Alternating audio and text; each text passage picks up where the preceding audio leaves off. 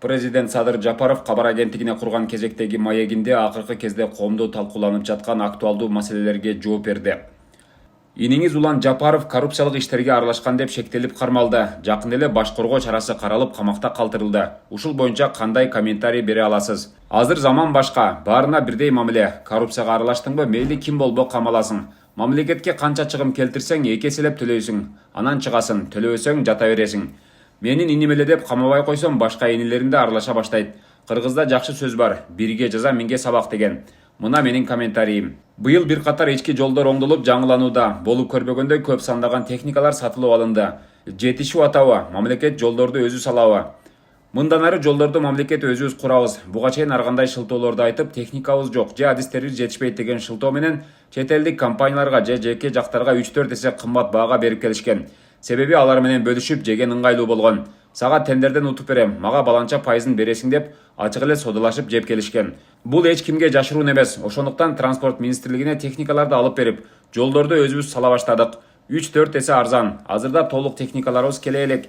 700гө жакын техника келет. Кудай буйруса, келечекте ар бир айылга чейин асфальт басабыз. Күчүбүз да, бюджетибиз да жетет. Мурдагы министр Динара Кутманованын тушунда кызматта тургандардын бир катарына, анын жакындарына кылмыш иши козголду, кармалды.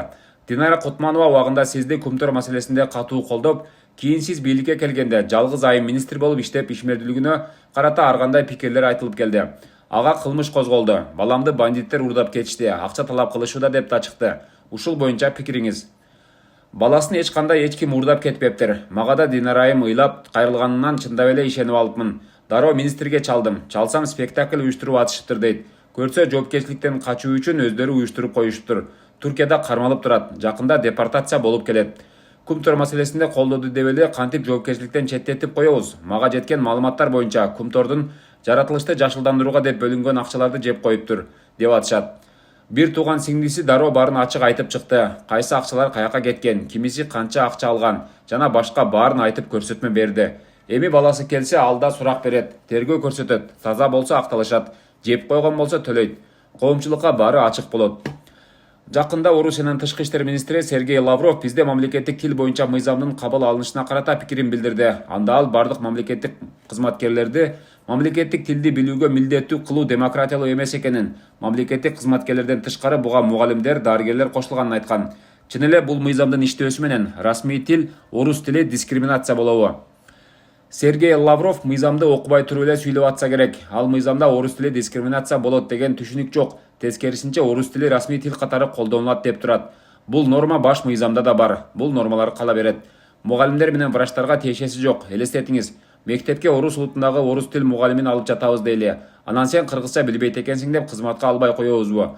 Бизге кыргыз тили кандай керек болсо, орус тили дагы ошондой керек. Анткени КМШ өлкөлөрү менен орус тилсиз иштеше албайсың. Кытай, араб өлкөлөрүнө, ошол эле Европа өлкөлөрүнө барганда дагы орус тилинде сүйлөшүп атпайбызбы? Бул жерде биз өз тилибизди да толук өздөштүрөлү деп атабыз да. Мамлекеттик кызматкерлердин, депутаттардын сүйлөгөндөрүн байкасаңар, жарымы орусча, жарымы кыргызча. Эч бирибиз же толук орусча сүйлөбөйбүз, же толук кыргызча сүйлөбөйбүз. Аралаштырып урдуруп кете беребиз. Ошондуктан эки тилди тең бирдей өздөштүрөлү. Керек болсо англис, француз, кытай тилин да үйрөнөлү. Канчалык көп тил билсең, ошончолук өзүңө жакшы эмеспи? Туристтик сезондун башталышы менен жол кырсыктарынын саны көбөйүүдө. Ушул багытта алдын алуу иштерин жүргүзүү тапшырмасы берилди беле.